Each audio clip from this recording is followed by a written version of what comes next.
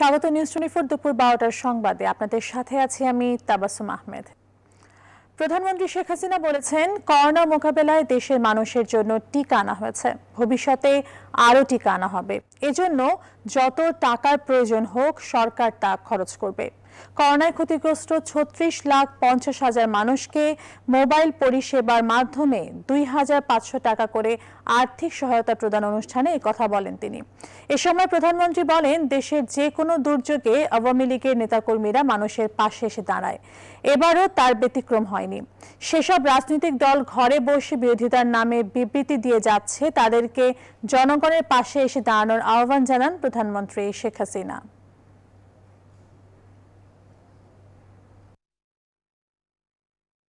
আমরা টিকা দিচ্ছি এবং টিকা আরও নিয়ে আসছি, যত টাকা লাগে আরও টিকা নিয়ে আসবো। আমরা এদেশের মানুষের টিকা পৌঁছে দেবো, কিন্তু আপনাদের সবাইকে স্বাস্থ্য সুরক্ষার যে সমস্ত নির্দেশনাগুলি আমরা দিচ্ছি সেটা কিন্তু আপনারা একটু দয়া করে মেনে চলবেন। অনেকেই শক্তিশালী বিরোধী দল চায়, আমরা তো বিরোধী দলে ছিলাম। আমরা বিরোধী দলে থাকতে সবসময় কোনো দুর্যোগ দুর্বিপাকে সবার আগে আওয়ামী লীগ ছুটে যেত মানুষের পাশে, এটাই বিরোধী দলের কাজ।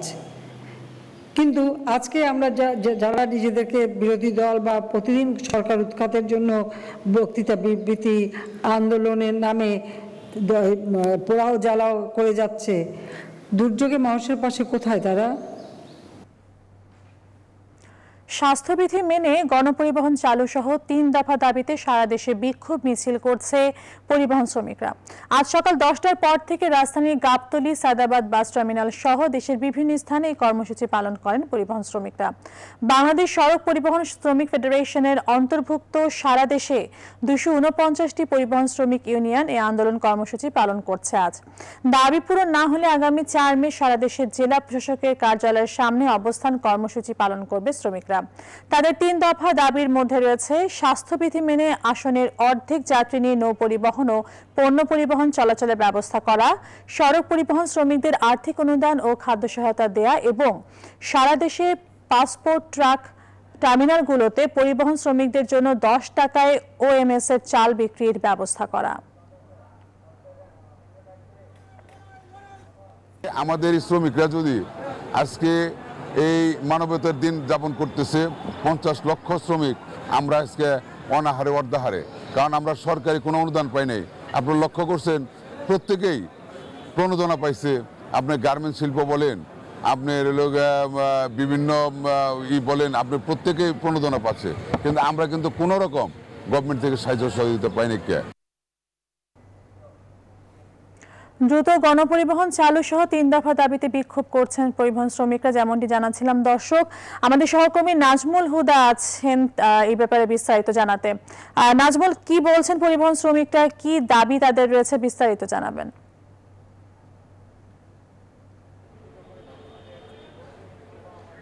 ধন্যবাদ তাবাসসুম আপনাকে। আপনি যেমনটা বলছিলেন, আমি এই মুহূর্তে রয়েছি গাবতলী আন্তর্জেলা বাস টার্মিনালে। সেখানে কিন্তু পরিবহন শ্রমিকরা কিছুক্ষণ আগেই কিন্তু তারা বিক্ষোভ মিছিল করেছে এবং 3 দফা দাবিতে তারা বিক্ষোভ করেছে এবং তাদের দাবি আদায় না হলে এবং জেলা প্রশাসকের কার্যালয়ে তারা স্মারকলিপি দেবে এবং কঠোর আন্দোলনে যাওয়ার হুমকি দিয়েছে তারা। কারণ হচ্ছে যে তাদের পিঠ এখন দেওয়ালে ঠেকে গেছে এবং স্বাস্থ্যবিধি মেনে তারা পরিবহন চালাতে চায়। আমি একজন পরিবহন নেতার সঙ্গে একটু সরাসরি কথা বলতে চাই। এই মুহূর্তে আসলে আপনারা তো মিছিল করেছেন, আপনাদের কর্মসূচি কি রয়েছে? আমরা মিছিল করেছি, এটা আপনি দেখেছেন। আমরা মনে করি ঈদকে সামনে রেখে আমরা বিশ্বাস করি যে সরকার লকডাউনটা প্রত্যাহার করবে, স্বাস্থ্যবিধি মেনে গাড়ি চালানোর সুযোগ দিবে। আর আমরা যদি না দেয় তাহলে আমাদের কেন্দ্রীয় কমিটির যে মিটিং হবে সেই মিটিংয়ে পরবর্তী সিদ্ধান্ত গ্রহণ করা হবে। অনেক ধন্যবাদ আপনাকে, অনেক ধন্যবাদ আপনাকে। এই মুহূর্তে আসলে আপনারা বিক্ষোভ মিছিল করছে, আর কি কি কর্মসূচি রয়েছে? আমরা চাচ্ছি আমাদের 4 তারিখে অবস্থান কর্মসূচি আছে ডিসি অফিসে, এবং আমরা চাচ্ছি যত দ্রুত গতিতে আমাদের গাড়ি চালু হবে, আমাদের শ্রমিক ভাইরা আছে তারা বাঁচবে। অনেক ধন্যবাদ আপনাকে, অনেক ধন্যবাদ। আপনার সাথে একটু কথা বলতে চাই, আপনারা তো বিক্ষোভ কেন করেছেন? আমরা বিক্ষোভ করছি শ্রমিকদের মালিকদের স্বার্থে। নাজমুল, আপনাকে ধন্যবাদ। দর্শক, গাবতলী থেকে পরিবহন শ্রমিকরা যে আন্দোলন করছে সেই বিষয়ে বিস্তারিত জানাতে যুক্ত হয়েছিলেন তিনি আমাদের সাথে। করোনা নিয়ন্ত্রণে দেশে চলছে কঠোর বিধিনিষেধ মেনে চলার নির্দেশনা। লকডাউন পরিস্থিতি জানাতে দেশের বিভিন্ন স্থান থেকে যুক্ত হচ্ছেন আমাদের সহকর্মীরা। প্রথমে যাব চট্টগ্রামে, সহকর্মী ফাতেমা জান্নাত মোমো আছেন চট্টগ্রাম থেকে। মোমো, চট্টগ্রামে স্বাস্থ্যবিধি কতটুকু মানা হচ্ছে? আমরা দেখেছি মাস্ক পরছেন মানুষরা, কিন্তু যে দূরত্ব বজায় রেখে চলাচলের কথা বলা হয়েছে ততটুকু কি মানা হচ্ছে কিনা?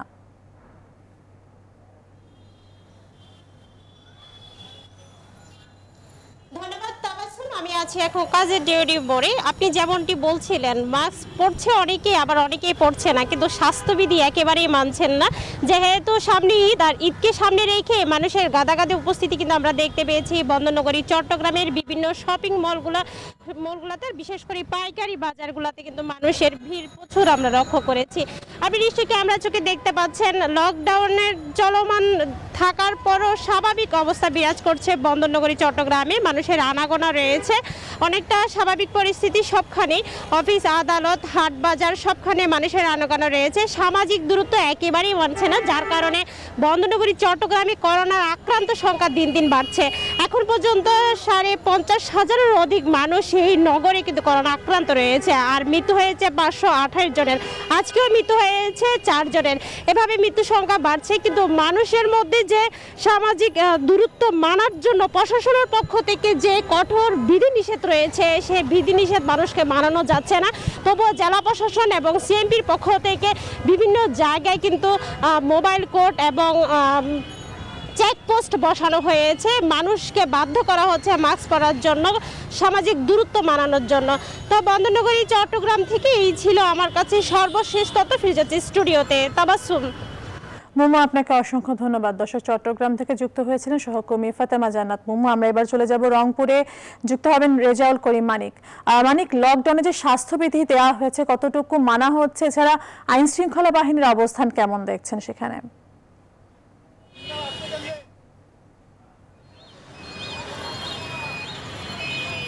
তাবাসসুম, আপনাকে ধন্যবাদ। আসলে লকডাউন কার্যত ভেঙে পড়েছে রংপুর অঞ্চলে, অর্থাৎ রংপুরের কোথাও যেন স্বাস্থ্যবিধি মানার প্রবণতা নেই। ক্যামেরা চোখেই দেখানোর চেষ্টা করছি, অর্থাৎ তীব্র যানজট রংপুর নগরীতে। অর্থাৎ এই মুহূর্তে আমি অবস্থান করছি নগরীর গুরুত্বপূর্ণ পয়েন্ট পাড়া চত্বরে। ক্যামেরা চোখে দেখতে পাচ্ছেন অটো রিক্সা থেকে শুরু করে সব ধরনের যানবাহন চলছে, এবং মাস্কবিহীনভাবেই অবাধে চলাফেরাও করছে সাধারণ মানুষ। অর্থাৎ স্বাস্থ্যবিধি বলতে যেটি বোঝায় তার কোনো তোয়াক্কেই কিন্তু এই নগরীর শুধু নয়, নগরীর বাহিরেও জেলা এবং হাটগুলোতে নেই। একটু প্রশাসনের তদারকি রয়েছে। একটি কথা বলতে চাই, কোতোয়ালি থানার যিনি ওসি রয়েছে আব্দুর রশিদ, তার সাথে কথা বলতে চাই যে লকডাউনে আসলে স্বাস্থ্যবিধি মানছে না, তো আপনারা কাজও করছেন, তো এটা নিয়ে আসলে কি করা প্রয়োজন বলে মনে করেন? আসলে বিষয়টা হচ্ছে যে মানুষকে তাদের আস্থায় নিয়ে আসতে হবে, বোঝাতে হবে। আমরা এই কাজটা নিরবধি করে, আপনি জানেন যে করোনার দ্বিতীয় ঢেউ আসার পর থেকে আমাদের রংপুর মেট্রোপলিটন পুলিশ কমিশনার মহোদয়ের নেতৃত্বে আমরা দিবারাত্রি কাজ করে যাচ্ছি, যাতে মানুষ মাস্ক পরে, স্বাস্থ্যবিধি মেনে চলে, এবং লকডাউনে যে নিয়ম নীতি সেটা যেন সবাই কাজ করে। আমরা এটা কাজ করে যাচ্ছি। ধন্যবাদ আপনাকে। আসলে কথা বলছিলাম ওসি আব্দুর রশিদের সাথে, তিনি বলছেন তারা কাজ করে যাচ্ছে। এই কাজের মধ্য দিয়ে আসলে তারা কিন্তু মানুষকে সচেতন করার চেষ্টা করছেন, কিন্তু মানুষ কোনোভাবেই সচেতন হচ্ছে না। তারপর একটি বিষয় বলে রাখি যে রংপুরে করোনা প্রবণতা কিছুটা কমেছে। গতকালকে 19 জন ব্যক্তি করোনায় আক্রান্ত হয়েছে, তবে মারা গেছে গতকালও একজন। অর্থাৎ সার্বিক পরিস্থিতিতে দেখা গেলে করোনা পরিস্থিতির কিছুটা উন্নতি হয়েছে, কিন্তু মানুষের মধ্যে স্বাস্থ্য সচেতনতা নেই বললেই চলে। অর্থাৎ মানুষ কিন্তু অসচেতনভাবে চলাফেরা করছে। ঈদের কেনাকাটা নিয়ে তীব্র ভিড় রয়েছে নগরীতে। তো এই ছিল আমার কাছে রংপুর থেকে সর্বশেষ। মানিক, আপনাকে অসংখ্য ধন্যবাদ। দর্শক, রংপুর থেকে যুক্ত হয়েছেন সহকর্মী রেজাউল করিম মানিক। করোনা নিয়ন্ত্রণে দেশে চলছে কঠোর বিধিনিষেধ, কতটুকু পালন করা হচ্ছে জানাতে যুক্ত হয়েছিলেন আমাদের সহকর্মীরা। বয়ন শিল্পের ইতিহাসে ঐতিহ্য আর আভিজাত্যের জায়গা দখল করে আছে জামদানি শিল্প। ঢাকার অদূরে নারায়ণগঞ্জের রূপগঞ্জে এই শিল্পের সাথে জড়িত বহু কারিগর। করোনার ঢেবে প্রায় 2 বছর একেবারে টালমাটাল জীবনযাপন করছেন তারা। লকডাউনের কারণে নেই ক্রেতা সমাগম, এমনকি ঈদকে ঘিরেও নেই ব্যস্ততা। এই পরিস্থিতি চলমান থাকলে জামদানি রপ্তানিতে বৈদেশিক মুদ্রা অর্জন থেকে বঞ্চিত হবে দেশ, এমনটাই বলছেন জামদানি শিল্পীরা। সুকন্যা আমির জানাচ্ছেন বিস্তারিত।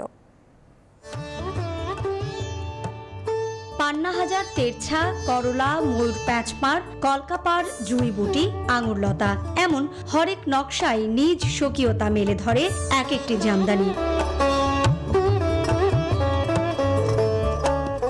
আভিজাত্যে মোড়ানো আটপৌরো এ শাড়ির ভাঁজে ভাঁজে কেবল নারীর সৌন্দর্যই নয়, একই সাথে প্রকাশ পায় বুনন শিল্পের ইতিহাস ও ঐতিহ্য। বয়ন শিল্পের ইতিহাস প্রায় 4000 বছরের পুরনো, কিন্তু ইতিহাসের পাতায় এখন পর্যন্ত জামদানি শিল্পের কোনো তথ্য পাওয়া যায়নি। তবে ধারণা করা হয় মসলিনের উত্তরসূরি এই জামদানি শিল্প। ঢাকার অদূরে নারায়ণগঞ্জের রূপগঞ্জের তারাবোতে গড়ে উঠেছে জামদানি পল্লী, যেখানে কাজ করছেন প্রায় 2500 কারিগর। পরিশ্রম অনুযায়ী নেই পর্যাপ্ত মজুরি, তবুও সানন্দে রয়েছেন এই পেশায়। বাবা ঘুরাইছে, পরে আমগর শিখাইছে, কত ঘন্টা কাজ করতে হয়?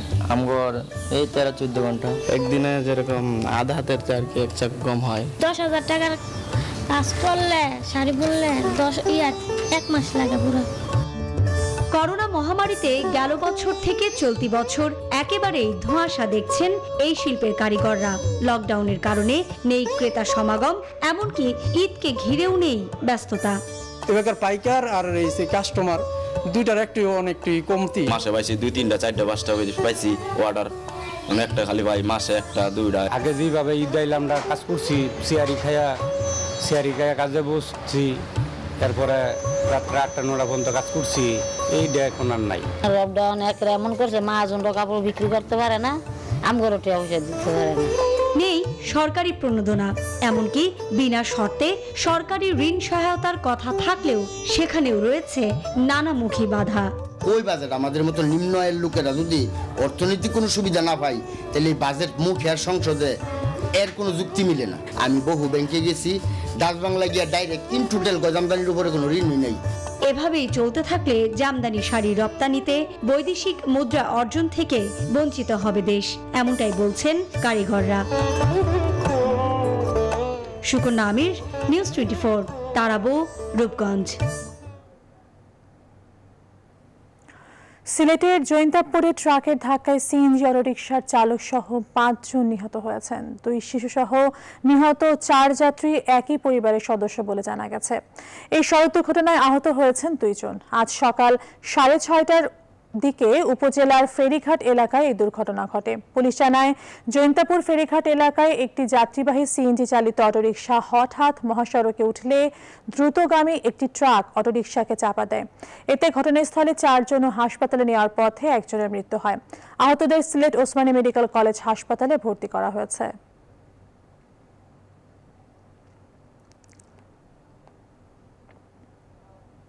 গাড়ি চাইয়ে আর কি রওনা দিছে, ফেরিঘাটে এই ঘটনাটা ঘটেছে। ঘটনাটা তো মনে করো যে আমরা গ্রামের রাস্তা থেকে গিয়া মেন রোডে উঠে আর হওয়া থেকে টাকা মারি দিছে। সিএনজিরে ফালাইয়া জায়গার 4 জন মারা গেছে, আর ওই উসমানিত লইয়া আওয়ার সময় মেডিকেল দরবাস পাস দিয়া আওয়ার সাথে অন্য একজন মারা গেছে। আর এবার পশ্চিমবঙ্গের নির্বাচনের খবর। দীর্ঘ 8 দফা ভোটের পর আজ প্রকাশিত হতে যাচ্ছে ভারতের পশ্চিমবঙ্গের বিধানসভা নির্বাচনের ফলাফল। স্থানীয় সময় সকাল 8টা থেকে রাজ্যের 292টি বিধানসভা কেন্দ্রের ভোটের ফল গণনা শুরু হয়েছে। তবে করোনা মহামারীর জন্য স্বাস্থ্যবিধি মেনে গণনার কারণে অন্যবারের চেয়ে এবার কিছুটা সময় বেশি লাগবে বলেই ধারণা করা হচ্ছে। এ পর্যন্ত পাওয়া খবরে 190 আসনে এগিয়ে মমতার তৃণমূল। নন্দীগ্রামের প্রথম দফার গণনা শেষে সামান্য হলেও পিছিয়ে তৃণমূল, তবে বিজেপির সাথে হাড্ডাহাড্ডি লড়াইও চলছে। প্রথম রাউন্ডে ভোটের শেষে তৃণমূলের প্রার্থী মমতা বন্দ্যোপাধ্যায় পেয়েছেন 5790টি ভোট। বিজেপি প্রার্থী শুভেন্দু অধিকারী পেয়েছেন 7287টি। পশ্চিমবঙ্গের পাশাপাশি ভোট গণনা চলছে তামিলনাড়ু, কেরালা, পন্ডিচেরি ও আসামেও। এ ব্যাপারে আরো তথ্য জানাতে ফোনে যুক্ত হচ্ছেন কলকাতা প্রতিনিধি ভাস্কর সর্দার।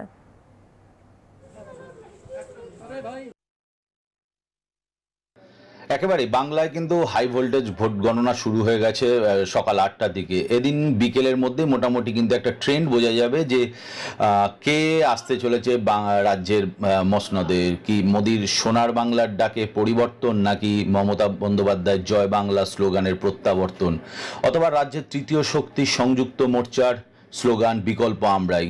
কাকে বেছে নেবে রাজ্যবাসী মোটামুটি কিন্তু বিকেলের মধ্যেই কিন্তু একটা ধারণা করা যাবে।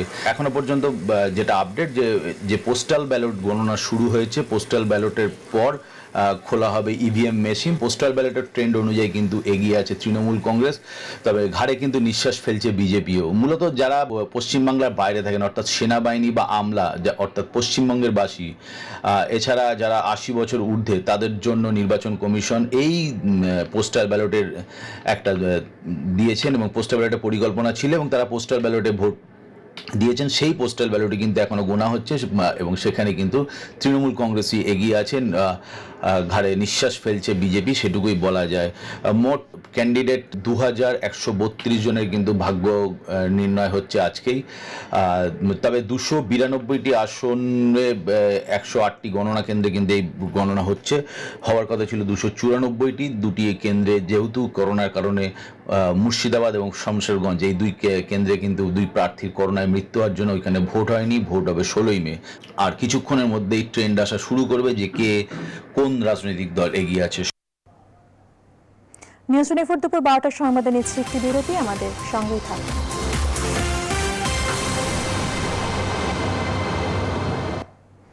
আর একবার স্বাগত, দেখছেন নিউজ 24 দুপুর 12টার সংবাদ।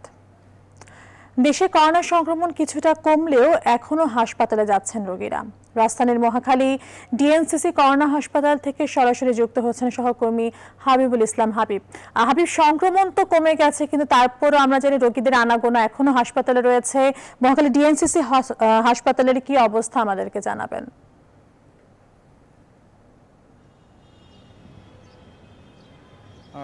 ধন্যবাদ তাবাসসুম। আসলে এই করোনাকালীন যে মহা দুর্যোগ, সেই দুর্যোগের মধ্যে এই সময় এসে কিছুটা স্বস্তির আলো আমাদের সামনে এসেছে বলতেই হবে। কারণ পার্শ্ববর্তী দেশ ভারত যখন একেবারে করোনায় জর্জরিত, মানুষ একের পর এক প্রতিদিন হাজার হাজার মানুষ মারা যাচ্ছে, তখন বাংলাদেশের এই অবস্থায় করোনার যে সংক্রমণ সেটি কমে মৃত্যুহারও কমছে, এটি নিঃসন্দেহে একটি ইতিবাচক দিক এবং একটা আশার আলো দেখাচ্ছে আমাদের বিশেষ করে চিকিৎসকদের জন্য এবং সাধারণ মানুষের জন্য বটে। তো আমি এই মুহূর্তে যে স্থানটিতে দাঁড়িয়েছি এটি হচ্ছে ডিএনসিসির যে নির্ধারিত মার্কেট, নবনির্মিত মার্কেট, সেই মার্কেটে নতুন স্থাপিত হস্তান্তরিত হাসপাতাল, স্থানান্তরিত হাসপাতাল। সেই হাসপাতালে আপনি জানেন যে এর মধ্যে উদ্বোধন হয়েছে কয়েকদিন আগেই এবং এখানে বিশেষ করে করোনা ডেডিকেটেড হাসপাতাল করা হয়েছে। এখানে 1000 শয্যা বিশিষ্ট করার কথা থাকলেও সেটি এখনও সম্পন্ন হয়নি কাজ। তবে এর মধ্যে প্রায় 700 থেকে 800 বেড এখানে রয়েছে। তো এখন আজকের সর্বশেষ তথ্য হলো এখানে 124 জন রোগী রয়েছেন, তার মধ্যে 75 জন আইসিইউতে রয়েছেন। এছাড়া সব মিলিয়ে এই কয়দিনে উদ্বোধনের পর থেকে প্রায় 900 রোগীর এখানে চিকিৎসা সেবা দেওয়া হয়েছে। তবে আমরা আজকে দেখেছি যে রোগীর সংখ্যা আসার তুলনায় রোগীরা সুস্থ হয়ে ফিরে যাচ্ছেন। এই একই চিত্র কিন্তু রাজধানীর অন্যান্য হাসপাতালগুলোতেও, বিশেষ করে গ্যাস্ট্রোলজি হাসপাতাল মহাখালীর, সেখানে আমরা খোঁজ নিয়েছি, সেখানে 60% রোগী রয়েছে আসন বেডের তুলনায়। তো সব মিলিয়ে রাজধানীর যে বড় বড় বিশেষ করে করোনা ডেডিকেটেড বা করোনা যে ওয়ার্ডগুলো রয়েছে হাসপাতালে, সেগুলোতে সার্বিক চিত্র এমনটি। তো এই ছিল আমার কাছে রাজধানীর ডিএনসিসি মার্কেটের হাসপাতাল থেকে করোনার আক্রান্ত রোগীর সর্বশেষ। ফিরছে তাবাসসুম। হাবিব, আপনাকে অসংখ্য ধন্যবাদ। দর্শক, মহাখালী ডিএনসিসি করোনা হাসপাতাল থেকে সরাসরি যুক্ত হয়েছিলেন সহকর্মী হাবিবুল ইসলাম হাবিব। এবারে সারার সৌজন্যে ঈদ বাজারের খবর।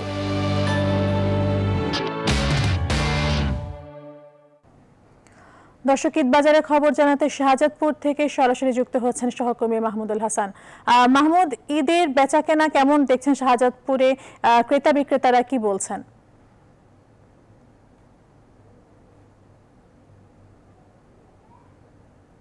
ধন্যবাদ আপনাকে। ঈদের আর 2 সপ্তাহ বাকি থাকতে কিন্তু মোটামুটি জমে উঠেছে ঈদের কেনাকাটা, এই বিষয়টি কিন্তু বলাই যায়। বিশেষ করে যে মার্কেটটিতে আমরা রয়েছি এখানে কিন্তু প্রচুর মানুষ কিন্তু আসছেন এবং একটু আগের যে লাইভটিতে আমরা সহকর্মী হাবিবের কাছ থেকে শুনছিলাম যে দেশে করোনার মৃত্যুর সংখ্যা কমে গেছে, কিন্তু এই ধরনের যে ভিড় যেটি আসলে এটি কিন্তু আসলে আশঙ্কা বাড়ায়। যদি না এটি নিয়ন্ত্রণে আনা যায় সেই ক্ষেত্রে কিন্তু এক ধরনের কিন্তু বড় সমস্যাই কিন্তু বাংলাদেশের জন্য সামনে অপেক্ষা করছে। এবং যারা আসছেন ক্রেতারা তাদের সঙ্গে কথা বলেছি আমরা, তারা আসলে কিন্তু বেশিরভাগই বলছেন যে শিশুদের কেনাকাটা যারা পরিবারের যে ছোট সদস্য যারা রয়েছেন তো তাদের আসলে কেনাকাটার যে বিষয়টি, তো সেই জন্যই আসলে বেশি আসলে আমরা ভিড় দেখতে পাচ্ছি। তো একটু যদি কথা বলতে চাই কারোর সাথে আপনার, আচ্ছা ঠিক আছে, আমরা বিক্রেতার সাথে একটু কথা বলি। আসলে কোন ধরনের ক্রেতা আসছে আপনাদের কাছে? জি, কোন ধরনের ক্রেতা বেশি আসছে আমাদের কাছে? আমি বুঝতে পারতেছি না। আপনাদের কাছে কোন ধরনের ক্রেতারা বেশি আসছেন এই মুহূর্তে? হ্যাঁ, ভালো কাস্টমার আসতে আসতে বেচাকিনি ভালো আছে ইনশাল্লাহ। আমাদের অন্য হারে কিন্তু এবছর আমাদের ভালো বেচাকিনি আছে, কাস্টমার আছে, প্রচুর কাস্টমার। সেটা হলো তো আপনার এই যে একটা স্বাস্থ্য সুরক্ষার বিষয়, ক্রেতারা আসছে আপনার সাথে কথা বলছে, আপনার মুখে মাস্ক নেই। আমার মুখে মাছ দাদা একটু মাঝে মধ্যে ওই যে কথা বলি তো এই জন্য একটু মাছটা মাঝে মধ্যে একটু সরাইতে হয় আর কি, নাহলে একটু সমস্যা হয়। তাবাসসুম শুনছিলেন কিন্তু আসলে যে সচেতনতার যে বিষয়টি এটির কিন্তু অভাব রয়েছে, আমরা দেখেছি তদারকির অভাব রয়েছে এবং অনেকেই কিন্তু মাস্ক ছাড়া সরাসরি ঘোরাঘুরি করছেন এবং সামাজিক দূরত্ব মানার যে বিষয়টি এই ক্ষেত্রে কিন্তু অনেক ক্ষেত্রেই কিন্তু মানা হচ্ছে না, এই বিষয়গুলো রয়েছে। তো সব মিলে যেটি দেখা যাচ্ছে হয়তোবা রোজার যে আর কিছুদিন বাকি রয়েছে ঈদের, তো তাতে কিন্তু আসলে অনেক ক্রেতাই কিন্তু আসছেন এবং মূলত ইফতারের পরে কিন্তু আসলে যে ভিড়টি সেই ভিড়টি কিন্তু আরো বেড়ে যাচ্ছে সেই সময়টিতে। তাবাসসুম। মাহমুদ, আপনাকে অসংখ্য ধন্যবাদ। দর্শক, ঈদ বাজারের খবর জানাতে যুক্ত হয়েছিলেন শাহজাদপুর থেকে সহকর্মী মাহমুদুল হাসান। করোনাকালে ফরিদপুরে জমে উঠেছে ঈদ বাজার। সকাল থেকে রাত পর্যন্ত শহরের সকল বিপণী বিতানগুলোতে ক্রেতাদের উপচে পড়া ভিড় লক্ষ্য করা যায়। সরকারি নির্দেশনা অনুযায়ী স্বাস্থ্যবিধি মেনে ব্যবসা পরিচালনার কথা থাকলেও তা মানছেন না অনেকেই। এমনকি সামাজিক দূরত্ব রক্ষা না করেই বিকিনিতে ব্যস্ত ক্রেতা বিক্রেতা উভয়ই। তবে শতভাগ স্বাস্থ্যবিধি মেনে ব্যবসা পরিচালনার তাগিদ দিলেন সংশ্লিষ্টরা। খায়রুজ্জামান সোহাগের তথ্যচিত্রে দেখুন ডেস্ক রিপোর্ট। ঈদ ঘনিয়ে আসায় ফরিদপুরে জমে উঠেছে ঈদ বাজার। সকাল থেকে গভীর রাত অবধি চলছে বেচাকেনার ধুম। বিপণী বিতান থেকে ফুটপাত পর্যন্ত প্রতিটি দোকানে ক্রেতাদের উপচে পড়া ভিড়। করোনা মহামারীর এই সময়ে স্বাস্থ্যবিধি মেনে চলার কথা বারবার বলা হলেও তা মানছেন না অনেকেই। আবার সামাজিক দূরত্বেরও নেই কোনো বালাই। এই অবস্থায় মাস্ক ব্যবহার করছেন না কেউ কেউ, উল্টো দিচ্ছেন নানা অজুহাত। কেনাকাটারও দরকার আছে, বছরে একটা দিন, কোনো কিছু তো করোনার জন্য থেমে থাকতেছে না। আমার দোকান তো আমি ফোন আইছে লাইছে আর কি, এর ভিতরে সামাজিক দূরত্ব বজায় রাখাটা সম্ভব হচ্ছে না। বিক্রেতারা বলছেন গেল বছর রোজার ঈদের সময় লকডাউনে ব্যবসা প্রতিষ্ঠান বন্ধ ছিল, এ কারণে লোকসান গুনতে হয়। তবে এবছর যদি সামনের দিনগুলোতে বেচাকিনি ভালো হয় তাহলে ক্ষতি কিছুটা পুষিয়ে নিতে পারবেন তারা। গত বছর লকডাউন আমরা আসলে কোনো ব্যবসা বাণিজ্য কিছুই করতে পারি নাই, টোটালি কোনো ব্যবসা হয় নাই। ব্যবসা কিনা গতবার সেবারে অনেক ভালো, মোটামুটি হইলে চলা যাবে। আমাদের দূরত্বটা আমরা একটু নিয়ে করতেছি কিন্তু কাস্টমার শুনতেছে। করোনার সংক্রমণ রোধে জেলা পুলিশের পক্ষ থেকে সকলকে স্বাস্থ্যবিধি মেনে কেনাকাটার আহ্বান জানানো হয়েছে। মাইকে ঘোষণা করা হচ্ছে আর যারা ক্রেতা বিক্রেতা তারা অবশ্যই সেই স্বাস্থ্যবিধি মেনে চলবে, মাস্ক পরিধান করবে এবং তাদের হাত ধোয়ার যে জায়গাগুলো সেই জায়গাগুলো আমরা স্থাপনের জন্য তাদের বলা হয়েছে। বিভিন্ন জায়গায় হয়েছে, অনেক জায়গায় হয়তো হয়নি, আমরা সেক্ষেত্রেও কাজ করছি। করোনা নিয়ন্ত্রণে কঠোর বিধিনিষেধের মধ্যেই গেল 25 এপ্রিল থেকে শর্ত সাপেক্ষে দোকানপাট ও শপিং মল খুলে দেয় সরকার। Desk report, news 24। এবার ফার্স্ট সিকিউরিটি ইসলামী ব্যাংক অর্থ বাণিজ্যের সংবাদ।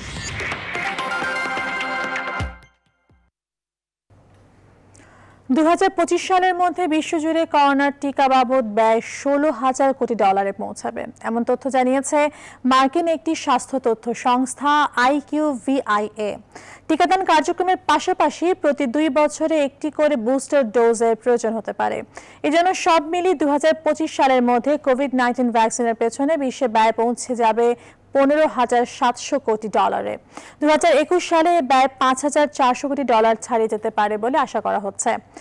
IQVIA এর কর্মকর্তারা জানান পরের বছরগুলোয় এই খরচ কমতে থাকবে, যা 25 সালে গিয়ে $1100 কোটি দাঁড়াবে।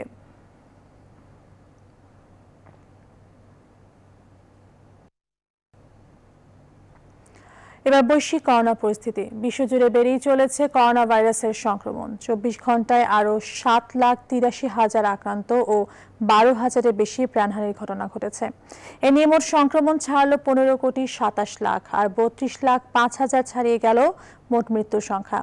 একদিনে আরও 3,92,000-এর বেশি করোনা রোগী শনাক্ত হয়েছে ভারতে। প্রাণ হারিয়েছেন 3,688 জন। দেশটির বর্তমান পরিস্থিতি নিয়ে একটি বিশেষ প্রতিবেদন প্রকাশ করেছে রয়টার্স। গেল মার্চেই বিজ্ঞানীদের করা আগে থেকে সতর্কতা অবলম্বনের আহ্বানে ভারত সরকার সাড়া দেয়নি বলে জানানো হয়েছে সেই প্রতিবেদনে। এদিকে ব্রাজিলে 24 ঘন্টায় 60,000-এর বেশি আক্রান্ত ও 2,200 শতাধিক মৃত্যু হয়েছে। 41,000-এর বেশি সংক্রমণ ঘটেছে যুক্তরাষ্ট্রে। মারা গেছেন 661 জন। এখন পর্যন্ত বিশ্বজুড়ে করোনা থেকে সুস্থ হয়েছে 13,07,00,000-এরও বেশি মানুষ। এবার খেলার খবর। ক্যান্ডি টেস্টে চতুর্থ দিনে দ্বিতীয় ইনিংসে ব্যাট করছে শ্রীলঙ্কা। শেষ খবর পাওয়া পর্যন্ত স্বাগতিকদের সংগ্রহ 6 উইকেটে 172 রান। চলছে মধ্যাহ্নের বিরতি। এর আগে 2 উইকেটে 17 রান নিয়ে চতুর্থ দিনের খেলা শুরু করেন করুণারত্নে ও ম্যাথিউস। দিনের শুরুতেই ম্যাথিউসকে ফেরান তাইজুল। দারুণ ছন্দে ব্যাট করতে থাকা করুণারত্নে 66 রান করে পরিণত হন সাইফের শিকারে। কিছুটা ওয়ানডে ধাঁচে ব্যাট করতে থাকা ধনঞ্জয় সিলভাকে 41 রানে থামান মিরাজ। আর 24 রান করে তাইজুলের তৃতীয় শিকারে পরিণত হন পাথুম নিসাকা।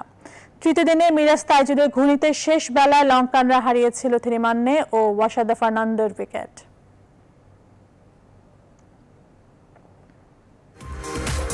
নিউজ 24 দুপুর 12টার সংবাদ এখন এই পর্যন্তই। আরও খবর ও বিশ্লেষণ জানতে ভিজিট করুন www.news24bd.tv। সবাইকে ধন্যবাদ।